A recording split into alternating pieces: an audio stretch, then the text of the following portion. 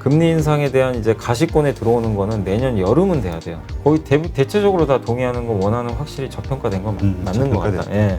오히려 이번 옵션 만기일은 저는 오히려 호재라고 보는 게 그 이슈가 이제 끝나버려요. 그럼 수급이 쏠렸던 게 해소되니까 적어도 기관 쪽에서는 분산될 수 있다는 거죠. 분명히 여러분들한테 말씀드리고 싶은 건 이렇게 방향성은 분명해졌어요. 저는 그 방향을 보고 투자하라고 말씀드리죠. 오늘 좀 안 간다고 하더라도 이베스트 투자증권의 염승환 이사님 나오셨고요. 네, 안녕하세요. 네. 오늘 방송하기 전에 또 간단한 이벤트 하나 공지하도록 하겠습니다. 많은 분들이 좋아하시죠? 전 공무원연금 자금운용단장이셨던 이창훈 단장님, 프루덴셜 자산운용의 대표셨고요. 이번에 책을 내셨는데 책을 냈는데 주식 투자의 첫걸음, 시작을 아는 것에서 시작해야 된다. 전쟁터 같은 자본시장에서 살아남는 법.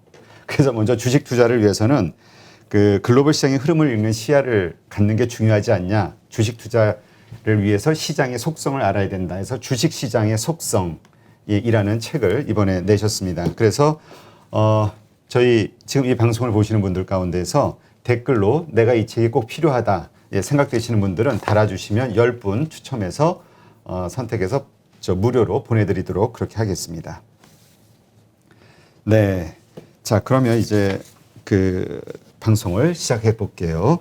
일단 잭슨홀 미팅 이제 종료됐죠. 네네. 그러나 이제 한은에서 이제 금리 인상에 대한 발표가 있었고요. 이제 동시 만기일도 다가오는데 앞으로 시장 흐름 어떻게 보시나요? 일단 사실은 오늘은 이렇게 주말에 있었던 조건들만 보면 사실 장이 좀 올라가야 되는데 그러게. 되게 좀 힘이 좀 약해서 좀 아쉽긴 한 것 같아요. 왜냐면 지금 원달러 환율도 지난 이제 주말에 사실 급락했거든요. 1160원까지. 그리고 사실 이제 신흥국 통화 가치도 강세를 보였고, 그러니까 모든 조건들이 테이퍼링 이슈도 좀 완화되면서 상승을 하는 게 어떻게 보면 이제 정상인데, 물론 오늘 지수가 오르긴 하는데 뭔가 좀 우리나라만 좀 왕따 당하는 약간 그런 느낌이 좀 들 정도로 되게 좀 약한 것 같아요, 시장에. 네. 그래서 많은 분들이 아마 오늘 장에 대해서는 좀 불만이 좀 많으시지 않을까, 저도 좀 그렇게 보고 있는데, 이게 결국엔 저도 명확한 이유는 알 수는 없습니다. 이게 왜 이렇게 한국만 약한지는, 이게 왜냐면 지금 펀더멘털 상으로도 크게 문제 없고 테이퍼링 이슈도 연준 의장이 확실히 선을 그었기 때문에, 그러니까 반영은 했고 금리 인상은 좀 멀리 있다라고 언급을 했는데, 결국 삼성전자라든가 이런 쪽에 대한 아직까지 외국인들의 매도가 계속 지금 나오고 있는 것 같아요. 오늘도 외국인들이 좀 주식을 많이 팔고 있더라고요, 보니까. 그러니까 사실은 오늘 분위기만 봐서는 매수를 하는 게 사실 어떻게 더 맞을 수도 있는 것 같은데, 여전히 1,600억 정도 순매도를 하고 있고, 또 한 가지 축이 개인 투자분들이요, 확실히 좀 매수 강도가 많이 떨어졌어요. 예, 그러니까 정부의 신용대출 규제에 좀 영향이 일부. 그럴까요? 예, 저는 있다고 보는 게, 지난주에 갑자기 고객예탁금이 하루에 5조가 빠져버렸어요. 아, 그래요? 예, 그래서 68조에서 63조로 한번 떨어진 날이 있는데, 물론 다음날 64조로 회복은 됐는데, 아마 개인 투자자분들 중에서 이제 좀 신용 대출 때문에 약간 이제 그거를 지금 조이고 있잖아요, 정부에서. 그러다 보니까 좀 선제적으로 주식을 사려고 넣어놨던 돈이죠. 이 예탁금이라는 건 주식을 매수한 돈은 아니고, 여기 이제 주식을 살까 말까 좀 고민하면서 그렇지. 넣는 돈인데, 그 돈을 이제 빼서 나갔다는 거는 이제 개인 투자분들의 좀 심리가 좀 약간은 좀 위축됐다라고 보는 게 맞는 것 같습니다. 그래서 오늘 약간 증시가 좀 이렇게 지지부진한 것도 사실 우리나라 시장이 뭐가 문제가 있다. 펀더멘털 기업이나 이런 문제보다도 제가 봤을 때는 이런 좀 수급적인 이슈가 조금 더 큰 게 아닌가. 근데 물론 이제 가장 중요한 건 외국인인데, 외국인들이 여전히 우리 한국의 대형주에 대해서는 여전히 좀 매도를 하고 있는 게 주식시장이 좀 가장 큰 좀 부담 요인이 아닌가라고 좀 보고 있습니다. 네. 참 삼성전자에 대해서도 그렇고 네. 또 외국인들의 매도세가 쉽게 끊어지지를 않네요. 근데 일단 파월 의장이 연내에는 테이퍼링 개시해야 된다 이런 언급이 있었잖아요. 금리 인상은 전혀 네네. 다른 문제다 이렇게 딱 분리는 했지만 근데 일단 미국 시장은 나스닥 사실 폭등이라고 그럴까 1점 몇 프로 올랐으니까 괜찮았잖아요. 강세였는데. 급등이죠, 사실은. 예. 네. 그러니까 사실 이제 미국이 급등을 하면서 이제 올라갔던 배경은 결국에는 이제 연내 테이퍼링에 대해서 많은 사람들이 예측은 다 하고 있었죠. 분명히 할 거다. 이걸 다들 알고는 있었는데, 이 금리 인상 너무 빨리 하는 거 아니냐. 이게 사실은 가장 큰 악재 중에 하나였거든요. 많은 사람들이 이제 걱정했던 게 이거 금리 인상 이렇게 빨리 할 수 있지 않을까? 이런 좀 부담감이 있었는데 그게 사실 이제 연준 의장이 그걸 없애버렸죠. 조기 금리 인상 뭐 꿈도 꾸지 마라. 슈퍼 비둘기가 돼버렸어요. 사실은. 그러니까 초반에 그 연설을 할 때는 저 사람이 이게 왜 변했지? 처음엔 그랬어요. 이거 뭐 매로 바뀌었나? 약간 이제 그런 느낌이 들 정도로 자기도 조기 테이퍼링에 찬성을 했다. 이렇게 언급을 했거든요. 근데 이제 말미에 가가지고는 금리 인상을 하기 위한 이제 두 가지 조건, 물가라든가 고용이 있는데 일단 물가는 여전히 일시적으로 보고 있는 것 같아요. 물가 상승에 대해서는 일시적이고 고용 지표에 대해서는 진전이 있었다고 분명히 언급을 했는데 그 진전 가지고 금리 인상할 정도는 아니다라고 선을 그어버렸어요. 그걸 보고 시장의 참가자들이 이제 안도의 한숨을 내신 거죠. 아, 이거는 주식 사란 얘기랑 똑같구나. 그리고 기한을 못 박은 건 아닌데 2023년이 유력해졌어요. 어쨌든 금리 인상은 지금 분위기로 봐서. 그러면 금리 인상에 대한 이제 가시권에 들어오는 거는 내년 여름은 돼야 돼요. 그러니까 내년 상반기까지는 이제 금리 인상에 대해서 왈가왈부할 이유는 없어졌습니다. 그러다 보니까 참가자들이 적어도 6개월 동안 뭐 6개월 아니면 최근 한 10개월 정도는 크게 좀 부담이 없는 상태거든요. 그렇죠. 예. 그걸 없애준 거예요, 사실은. 근데 이제 그 테이퍼링을 뭐 6개월 안에 끝난다, 뭐 8개월 안에 끝난다, 이런 좀 두려움이 있어요. 너무 빨리 끝내면, 왜냐면 금리 인상은 그 다음에 바로 들어가거든요. 근데 그거를 이제 연준 의장이 그 조기에 그냥 끊어버린 거죠, 사실은. 걱정하지 말라고. 그래서 그게 나오면서 미국이 급등한 데다가 또 우리가 주목해서 봐야 될 게는 이제 달러하고 우리나라 원화인데 달러는 떨어지고 원화 가치는 올라가고 또 금 가격도 올라가고 위험자산 그 어떻게 보면 약간 그 선호 현상이 좀 커졌죠. 그리고 그 위험국으로 분류되고 있는 터키 같은 나라의 통화도 리라인가요? 그것도 이제 갑자기 가치가 급등하고 예, 이런 좋은 모습들이 나왔습니다. 그래서 이거 우리 그 테이퍼링 이번에 그러니까 잭슨홀 미팅만 종합해봤을 땐 증시에 너무나 좋은 뉴스로 지금 그 자리매김할 수밖에 없는 그런 연준 의장의 발언이 있었고 이제 사람들은 뭐 9월달에 테이퍼링을 언급을 하건 뭐 11월에 언급할 수도 있어요. 근데 지금 시장에서는 빠르면 11월, 늦으면 12월로 일단 예상을 했어요. 테이퍼링 개시 시점을 다 지금 어느 정도 예측이 돼 있기 때문에 이제 더 이상 그 9월달 FOMC 회의도 약간 좀 재미가 없어졌죠, 사실 어떻게 보면. 예.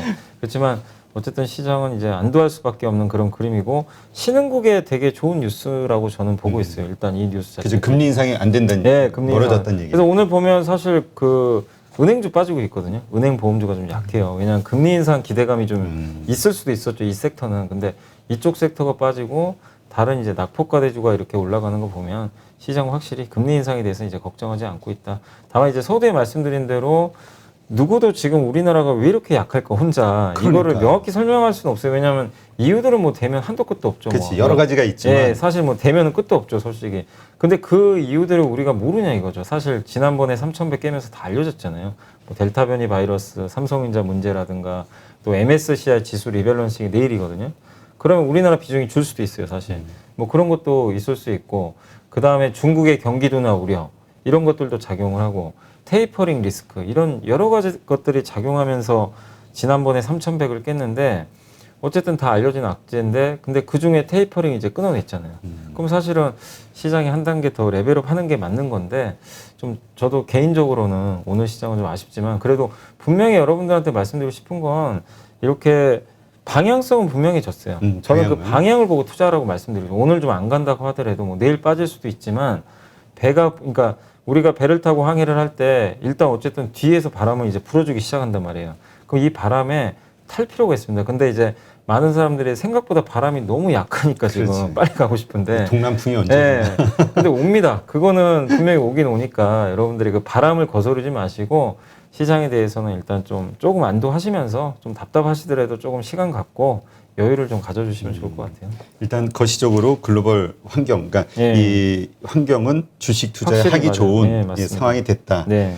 그런데 이제 우리 시장 지금 그럼에도 불구하고 우리는 이렇게 탄력을 못 봤는데 네. 그러다 보니까 걱정되는 게 동시 옵션 만기일 네, 내만여 맞아요, 이날 맞아요. 네. 이날을 전후로 해서 또 한번 급락하는 거 아니야? 네. 막 이런 걱정을 많이 한단 말이에요. 그러니까 많은 분들이 항상 이제 그런 거에 대한 공포심을 또 많이 가져요. 근데 이제 9월 달에 선물 옵션 동시 만기가 있지만 예전처럼 만기일이 그렇게 큰 영향 안 줍니다. 이게 가면 갈수록 영향 안 주고. 근데 이번에 9월달 선물옵션 동시만기일은 또 약간 다른 해랑 좀 다른 게 뭐냐면 크래프톤하고 카카오뱅크가 아마 조기 특례에 편입될 거예요. 그럼 그날 아마 수급이 좀 몰릴 수가 있는데 그것 때문에 사실 요새 연기금들이 계속 샀어요. MSCI. 예, 아니 우리나라 우리 코스피 200에 200에? 그날 편입이 돼요. 조기 편입이 그 특례 제도가 있어가지고 그래가지고 시가총액 50위 안에 15일 동안 상장한 기업이 상장하자마자 15일 동안 그 시총 50위 안에 들어가 있으면 다음 달 그 옵션 만기일에 바로 편입을 해줘요.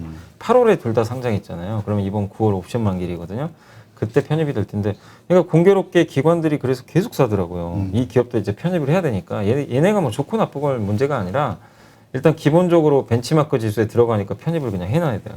근데 그 수요 때문에 피해를 보는 기업들이 있어요, 사실은. 이걸 살려고. 그래서 이제 수급이 좀 왜곡된 감이 있는데 오히려 이번 옵션 만기일은 저는 오히려 호재라고 보는 게 그 이슈가 이제 끝나버려요. 그럼 수급이 쏠렸던 게 해소되니까 적어도 기관 쪽에서는 분산될 수 있다는 거죠. 그러면 그동안 본의 아니게 피해받았던 약간 다른 대형주가 수급이 들어올 수가 있거든요. 그래서 이번 선물옵션 만기일에 대해서는 여러분들이 너무 우려하실 저는 필요는 없다. 일단 이렇게 보고 있고 9월 달로 보면은 크게 뭐 그러니까 원래는 FMC가 9월 22일인데 그때가 우리 추석 이제 끝날 때쯤인 것 같더라고요. 그래서 그때쯤에 이제 FMC가 나올 텐데 이미 좀 재미는 없어졌잖아요. 지금 그렇죠. 분명히. 그래서 9월 달에는 이제 특별한 좀 이슈는 없는 가운데 10월에 이제 실적 발표 앞두고 실적 추정치가 상향되느냐 하향되느냐에 따라서 기업별 변동성은 좀 커질 것 같고 그리고 주목을 하셔야 될 거는 어쨌든 삼성전자에 대한 이제 시각인 것 같아요. 9월 달에. 그렇죠. 8월엔 두들겨 맞았거든요. 근데 9월 달에 삼성전자를 바라보는 이 외국인들, 뭐 개인보다는 외국인의 시각이 중요하니까 외국인의 시각이 좀 바뀔 거냐. 그 여하에 따라서 증시가 9월에 빨리 반등할 수도 있고 이게 지금처럼 계속 차갑게 대하면 반등은 좀 또 10월로 늦어질 수 있겠죠. 그래서 주목하실 건 어떤 일정보다도 사실은 좀 9월은 삼성전자에 대한 외국인의 매매 이게 언제쯤 좀 진정이 될 거냐, 매수는 언제 할 거냐 이 부분을 좀 계속 체크를 해야 될 것 같습니다. 그렇다면 일단 그 우리가 걱정했던 것처럼 그 금리 한국에서의 금리 인상 이것이 지금 현재 나온 바로는 그렇게 크게 시장에 영향을 미치지는 않는다 이렇게 네, 안심해도 되는 거죠. 맞습니다. 이 금리 인상에 대해서는 이제 한 애널리스트 분이 사실 그 되게 좋은 자료를 한번 쓰신 게 있긴 있어요. 그게 뭐냐면 이제 금리가 우리나라가 금리 인상 사이클이 있었던 적이 총 한 4번 정도가 있었다고 하더라고요. 여태까지. 그게 이제 2000년대에도 한번 있었고 그 다음에 이제 2005년도에 있었고 2010년도에도 있었는데 그때 이제 그 금리 인상 사이클이 왔을 때 그때 네 번의 사이클에서 2번 정도는 그 지수가 되게 많이 올라갔어요. 2005년하고 2010년. 왜 그랬냐면 그때는 그 금리를 올렸던 게 너무 경기가 좋아가지고 이제 금리 사이클이 이제 시작이 된 거죠. 경기랑 맞아 떨어지면서. 근데 지금 2010년하고 되게 지금 비슷하대요. 뭐냐면 2010년에도 미국이 그때 금리를 안 올릴 때인데 우리나라가 먼저 올렸어요. 네. 그때 연달아 5번 올렸거든요. 2010년에. 그리고 어느 나라보다 빨리 회복이 됐잖아요. 우리나라가. 그러니까 그런 조건들을 보고 그다음에 그때 기업들의 실적도 되게 좋았거든요. 지금하고 거의 유사한 그런 사이클입니다.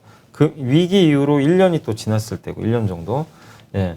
그러니까 비슷한 시기에 결국에 이제 이번에 또 금리 인상을 한 건데 그때 그 6개월 후에 수익률이 얼마였냐면 코스피가 20% 가까이 올랐어요. 그래요? 예, 많이 올랐죠. 그러니까 당시에 역시 금리가 아무리 올라가도 경기가 좋아지고 기업 실적이 좋아지면 역시 올라가는구나. 이게 입증이 됐는데 근데 되게 또 재밌는 통계가 뭐냐면요. 그러니까 5번 제가 올렸다 그랬잖아요. 아까 3번째 올릴 때 증시가 한번 급락을 해버렸어요. 그러니까 연달아 올리니까 시장이 그치, 한번 좀 부담을. 불안하지. 예.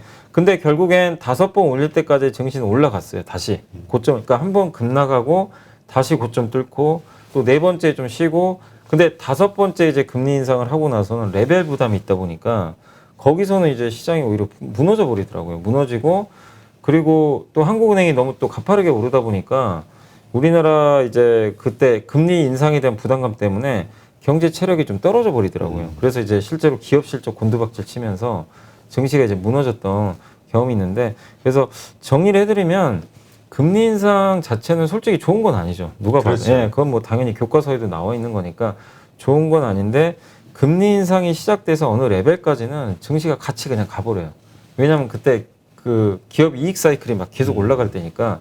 근데 어느 정도 임계치 정도에 다다를 때는 금리 인상이 이제 독이 됩니다. 증시에 되게 부담이 돼요. 그래서 지금 우리나라 아직 0.75%잖아요. 금리를 올려도. 그래서 1%갈 때까지는 한 번은 더 올릴 거예요. 올해 아마 한 번 더 올린다고 했으니까. 그래서 올해 2번 올리고 하는 에서 상황 보고 3번째 올릴 거는 그건 나중에 결정하겠다. 아니 상황이 안 좋으면 낮출 수도 있다고 했어요. 어떻게 보면 해석하기 나름인데 그렇게 보면은 금리 인상 2번 하는 거 가지고 증시에 대해서 부담스러워할 필요는 없다. 지난주에도 워낙 질문들을 많이 해주셨는데 한은의 금리 인상은 일단은 뭐 시장이 좀 중립적이다. 이렇게 나쁘게 보실 필요는 없다. 이렇게 말씀드리겠습니다. 네, 알겠습니다. 자, 그렇다면 이제 우리 시장이 그 아까도 말씀하셨듯이 외국인의 매수가 좀 삼성전자 매도가 좀 스톱이 되고 오히려 매수로 좀 이게 들어와야 되는데 언제쯤 그런 일이 있을까? 결국 근데 환율이 문제인데 환율은 이상하게 또 이렇게 녹록치가 않아요. 근데 오늘은 일단 이제 물론 예상하셨겠지만 원달러 환율이 좀 떨어지긴 했어요. 네. 사실은 근데 떨어졌지만 여전히 뭐그 1160원대니까 그렇죠. 많은 분들이 봤을 때 이거 뭐 이게 낮은 건가 이럴 수 있어요. 오늘도 이제 개파라겠다 좀 반등해서 좀 좋지는 않은데 일단 환율의 그 기조 자체는 좀 아래쪽으로 꺾인 건 사실이고 왜 그 원달러 환율이 중요한 게 외국인의 수급을 결정지으니까 중요한데 근데 원달러 환율을 결정짓는 방법은 여러 개가 있거든요. 가장 대표적인 게 일단 달러화잖아요. 그렇죠. 근데 달러는 일단 누가 봐도 여기서 급등하기는 좀 쉽지 않거든요. 일단은 한번 꺾였어요. 그래서 달러로 본다라면은 우리 한국의 원달러 환율도 안정화될 가능성이 높고 두 번째가 이제 경기거든요. 우리나라의 펀더멘탈인데 변이 바이러스 때문에 한국이 좀 약간 리스크가 일부 있었어요. 근데 이제 정부에서도 이게 너무 지금 코로나 때문에 자영업자분들 되게 어렵고 내수가 지금 마비됐잖아요.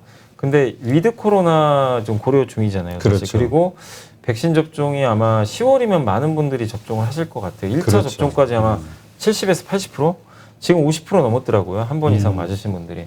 그러면은 사회적 거리두기가 완화될 수 있고 그 추석 전에 그 발표를 그러니까 추석 이후부터의 그 사회적 거리두기에 대해서는 이번 주 금요일 날 정부가 새로운 또 단계를 발표를 한다고 하더라고요. 지금보다는 좀 완화될 수 있지 않을까 저는 좀 그렇게 기대를 하는데 그렇게 되면 내수 소비에 약간의 좀 숨통은 저는 튈 수 있다라고 좀 보고 있고 궁금한 것도 모르는 것도 많은 주린이 여러분 생각보다 쉬운 주식 투자 저와 함께 해보시겠습니까?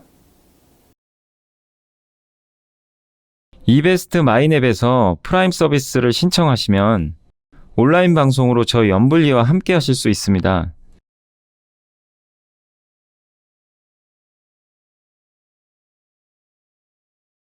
프라임 서비스를 신청하시려면 이베스트 마이넷 어플 설치 후 다이렉트 계좌 개설 메뉴에서 계좌 개설을 진행해 주세요. 다이렉트 지점 선택은 필수입니다.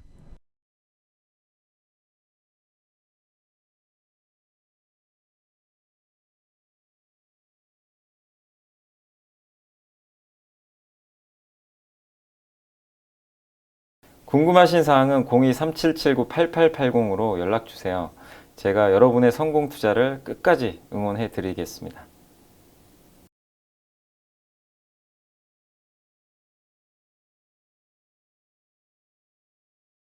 그 다음에 이제 추석 전에 또 이제 많은 분들이 아마 받으실 거예요. 이제 그 우리나라에서 25만 원씩 재난지원금. 예, 그거 역시 그 소비를 진작시킬 수 있는 요인이거든요. 그건 당연히 소비 늘어나거든요. 그런 측면에서도 우리나라 이 펀더멘탈은 시간이 갈수록 조금씩은 저는 좋아질 가능성이 높다고 저는 생각합니다. 그래서 우리나라만 유독 지금 원화가 너무 약했거든요. 사실 그동안. 그렇죠. 그래서 정상화될 수 있다. 다만 여러분이 생각하는 것처럼 뭐 이렇게 속도가 급하지 않다 보니까 이게 좀 짜증나고 막 답답할 수 있겠지만 좀 여유 가지시고 기다리시면 저는 원화 가치도 정상화되지 않을까. 그리고 제가 증권사 보고서나 이렇게 경제 이렇게 환율 분석하는 보고서를 다 읽어봤는데 거의 대체적으로 다 동의하는 건 원화는 확실히 저평가된 건 맞는 것 같다. 예. 그러니까 결국 지금은 약간 좀 비정상적인 거죠. 그래서 정상화되는 시점까지 시간이 걸리더라도 조금 좀 그 기다려 보시는 게 좀 좋다라고 생각합니다. 네, 알겠습니다.